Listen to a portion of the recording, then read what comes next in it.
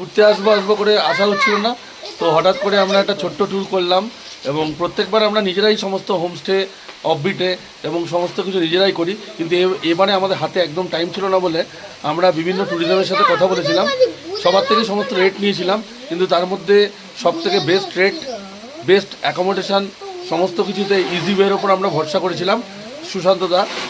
তো আজকে আমরা ব্যাক করছি। তো আমরা যেভাবে 5টা দিন কাটিয়েছি, হয়তো ওয়েদার আমাদের সব ক্ষেত্রে সাথ দেয়নি, কেন এখানে খুব প্রত্যেক দিন খুব বর্ষাতে প্রচণ্ড বৃষ্টিতে আমাদের একটু আউট জার্নিটা হেক্টিক হয়েছে।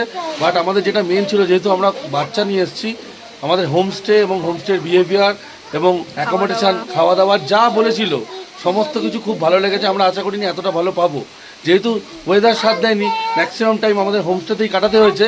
তো ফলে হোমস্টেতে থেকে বিহেভিয়ারটা আমাদের খুব এক্সপেকটেশন ছিল এবং সেটাতে আমরা যথেষ্ট স্যাটিসফাইড। তোমরা কিছু বলো? আপনারা যারা আসতে চান এনার থ্রুতে আসতে পারেন, এবং খুব ভালো বিহেভিয়ার পাবেন প্রত্যেক মুহূর্তে। আমাদের প্রত্যেক মুহূর্তে উনি আমাদের খোঁজ নিয়েছেন, প্রত্যেক মুহূর্তে, প্রত্যেক দিন। তো thank you easy way, thank you Sushant দা। Thank you Sushant the.